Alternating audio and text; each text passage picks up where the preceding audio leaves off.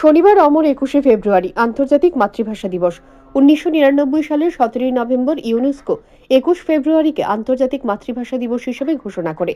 21 ফেব্রুয়ারি 2000 সাল থেকে সারা বিশ্বে পালিত হয়ে আসছে আন্তর্জাতিক মাতৃভাষা দিবস। ভাষা আন্দোলনের শহীদদের প্রতি শ্রদ্ধা জানিয়ে এই দিবসটি পালন করা হয়। এই দিনটি যথাযথ মর্যাদায় শনিবার আগরতলাস্থিত বাংলাদেশ সহকারী হাইকমিশনে পালন করা হয়। এদিন সকালে বাংলাদেশের জাতীয় পতাকা অর্ধনমিত করা হয়। আন্তর্জাতিক ভাষা দিবস উপলক্ষে বাংলা ভাষার স্বীকৃতি আদায়ের জন্য যেসব বীর সন্তান আত্মবলিদান করেছিলেন তাদের প্রতি শ্রদ্ধা জ্ঞাপনের পাশাপাশি এক সাংস্কৃতিক অনুষ্ঠান পরিবেশিত হয়। উপস্থিত ছিলেন সহকারী হাইকমিশনার হাসান আল বাসার আবুল উলাই সহ দূতালয়ের অন্যান্য কর্মকর্তা ও কর্মচারীরা। এই প্রসঙ্গে আগরতলাস্থিত বাংলাদেশ সহকারী হাইকমিশনার সংবাদ মাধ্যমে এদিন অবগত করেন। এদিন তিনি বাংলাদেশের 1952 সালের এই দিনটিতে ভাষা আন্দোলনের শহীদদের স্মরণ করে তাদের প্রতি গভীর শ্রদ্ধা জানিয়ে এবং ত্রিপুরা এবং বাংলাদেশের বিশেষ করে ভাষাগত যে এক বিরাট মিল রয়েছে সেদিকটি উল্লেখ করে সারা ভারতবর্ষে বিভিন্ন ভাষা থাকা সত্ত্বেও যেভাবে অপূর্ব এক মিল রয়েছে সেদিকটি উল্লেখ করে এই দিবসের সার্থকতা কামনা করেন। তিনি এদিন জানান, বিকেলে হাইকমিশনের এই আন্তর্জাতিক ভাষা দিবসকে কেন্দ্র করে এক আলোচনা সভার আয়োজন করা হয়েছে।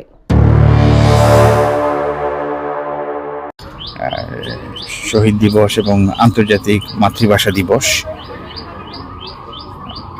আপনারা জানেন যে ভাষার জন্য বাংলাদেশের মানুষ 1952 সালের 21শে ফেব্রুয়ারি প্রাণ দিয়েছিল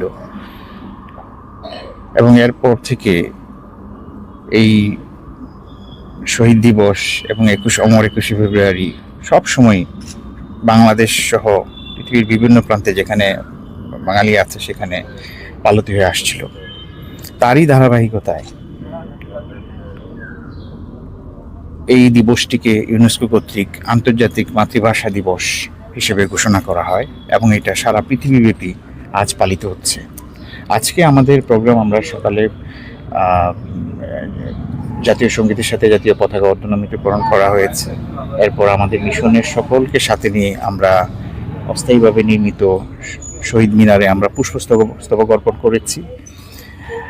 এর মধ্যে আমাদের ঈশ্বর পাঠশালা স্কুলের ছোট ছোট কচিকাঁচা ছেলে মেয়েরা এসেছে, তারা এসে পুষ্পস্তবক অর্পণ করেছে এবং আজকে আমাদের এই শহীদ মিনারটা খোলা থাকবে।